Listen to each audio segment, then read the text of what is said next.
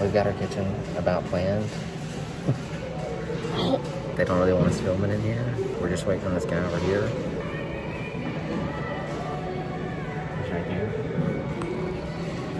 He's a super nice guy. He's got somebody with him right now. He's taking a really, really long time. So we're just gonna wait. And there's a little girl over here that's watching us because we're filming this.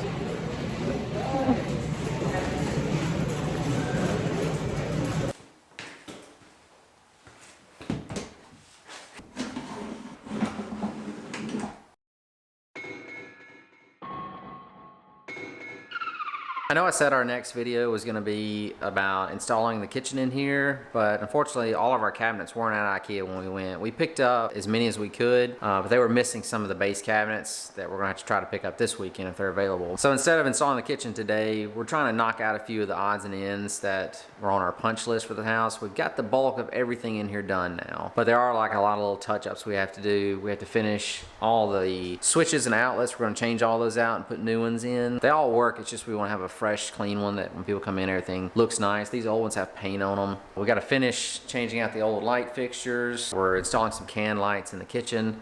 Amanda is painting the accent wall here in the kitchen before we put the cabinets in. So yeah, unfortunately we're not gonna get to put the cabinets today, but we are gonna try to knock out some of this other little stuff. And anytime you're flipping a house, there's always a lot of little stuff you have to do. But since we're on the subject of flipping houses, clever segue, Jason. I thought I would try to answer a question that people ask Amanda all the time is, how do you guys find houses that you want to flip?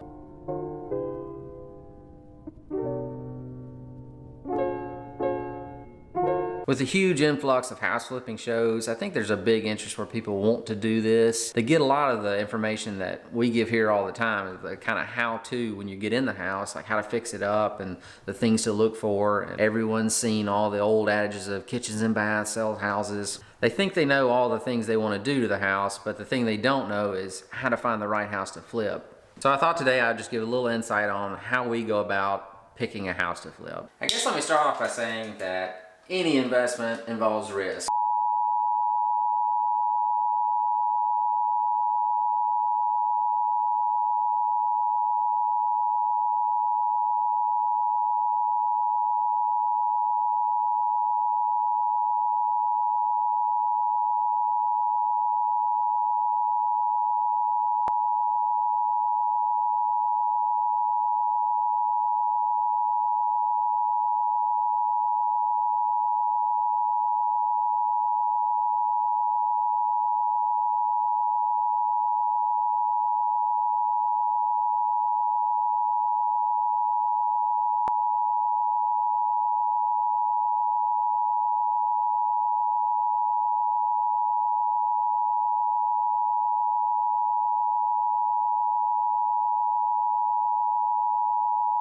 And buying a house to flip is no different. And it's usually a fairly large financial investment.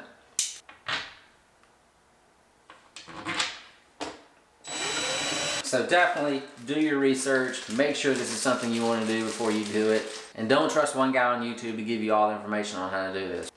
But with that being said, these are the things that we personally look for when we're flipping a house.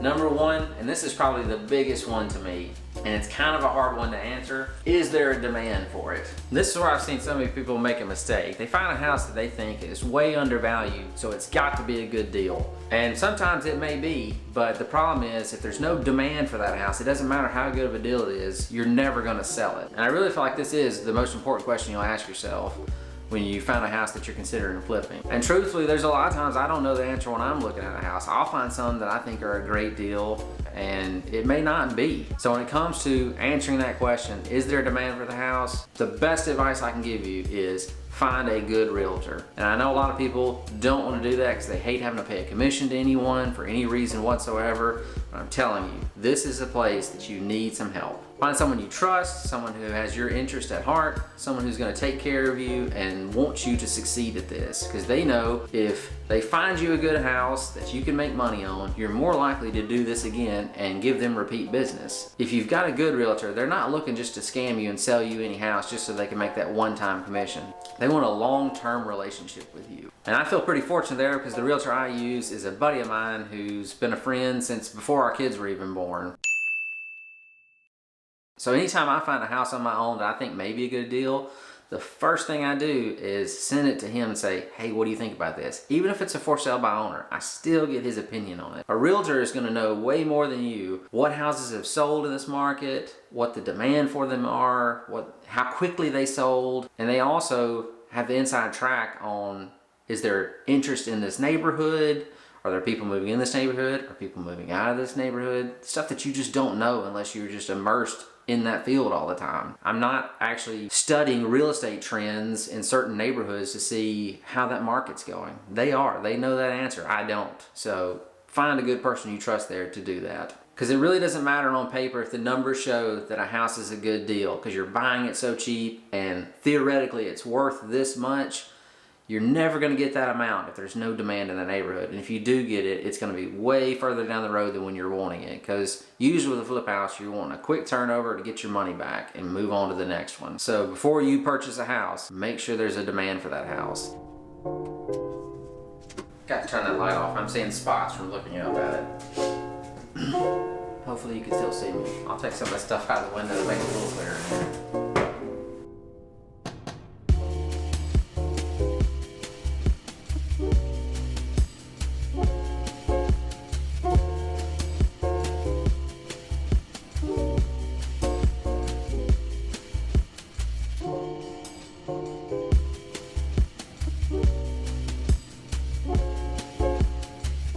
And on the subject of realtors, that brings me to the second thing that you're really going to have to look at is realistic numbers. And that's something that a realtor can really help you get. Anytime you're doing a flip house, there's three numbers that are the most important to you.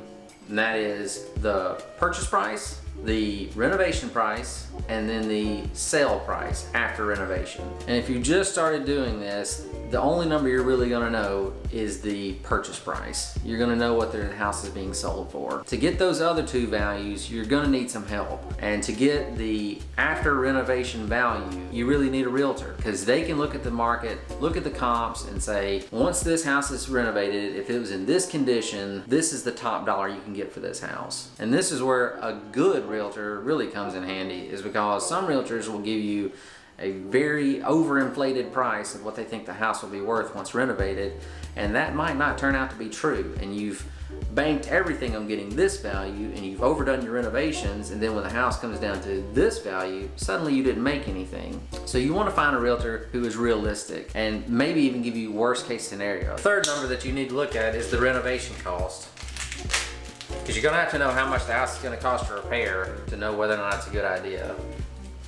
And this is one of those numbers I always see people underestimate, because they'll look at a house and go, well, this one just needs some carpet, some paint, and it'll look brand new, and we're gonna make this much money on it. We can get those for this amount. If there's one thing I've learned over the past 15 years doing this, is it's always gonna cost more than you think, and it's always gonna take longer than you think. And if you go into it knowing that, you usually turn out okay. Because if it ends up costing less, or taking less time, it's just a bonus to you, you just won. But just assume that it's gonna take longer than you think and cost way more than you think. And unfortunately, it usually does. If you want more info on how to install a door like this, check out my other video here.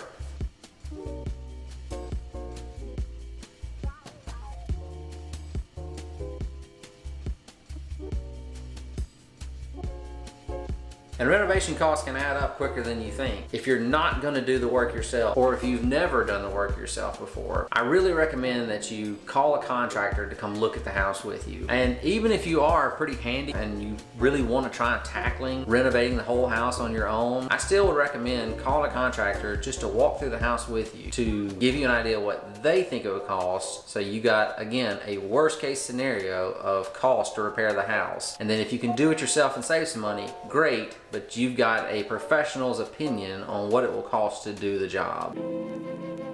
It is a little chilly in here.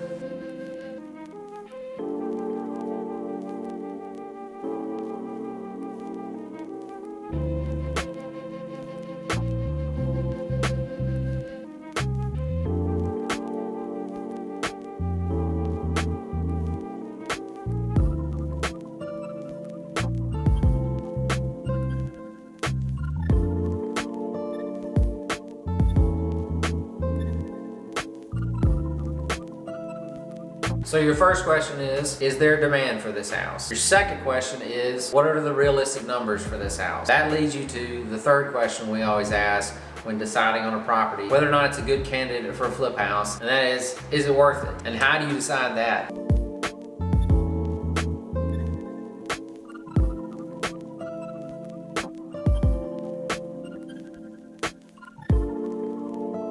Well, if you've done any sort of research on this at all, you've probably seen that most people post this formula online.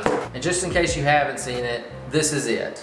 This is the formula most people use when they're deciding on if they should buy a flip house or not. So you take your first number, which is your ARV, or your after repair value or after renovation value, which is the number your realtor is going to give you. Then you take 70% of that number. You take that total minus the cost of the repairs, or your renovation costs. And the number you're left with, that is what you should buy the house for. That's kind of the going standard that everyone will tell you when you're looking on forums or if you're looking online, what price you should buy a house at. And for the most part, that is a pretty good rule of thumb to use when you're doing this, especially if you've never done it before. If you're wanting a starting point to figure out what numbers you should use, this is kind of it. And it's a pretty safe bet if you use these numbers, you're gonna make some money doing it.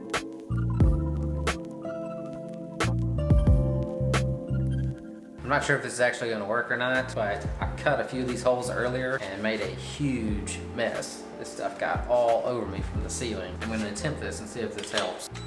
If it works, I'll feel like a genius, and if it doesn't, I'll probably just delete this from the video. I'll leave it either way. I'm going to put on my safety glasses just in case this isn't very effective. I don't know why, but these look so much better on linen than they do me. When you're drilling these holes in the ceiling, it just throws dust all off this bit into your face, on your clothes, and your hair, everywhere. What I'm attempting to do here, I've made this where I can push this against the ceiling and catch all the dust. We'll see.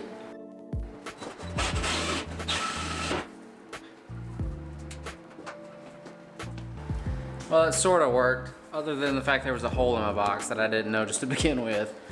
So that kind of spit this stuff all out on top of me, but it's way better than it was before. You can see all the filth that's in this box. It kind of catches most of it. So not too bad.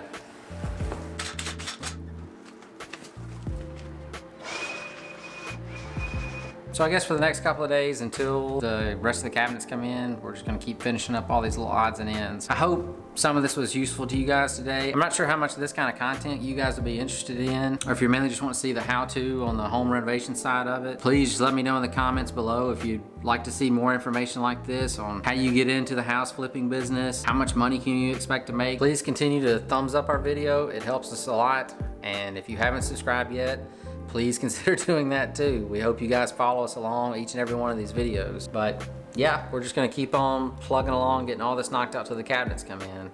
Again, thank you guys so much for watching.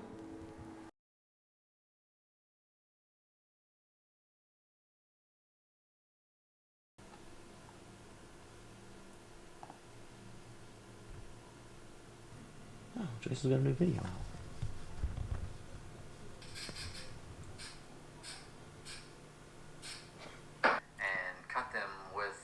I don't know if it'll work or not. That's good information. I'll write that down. It fits her okay. So, she's gonna get her first experience laying glue. Oh, Lynn's growing up to be so big. Oh, Lynn helping her dad. Questionable child labor issues here, but whatever. Oh, Lunchables. Jason. Jaggers the Mogul. Chris the Duck.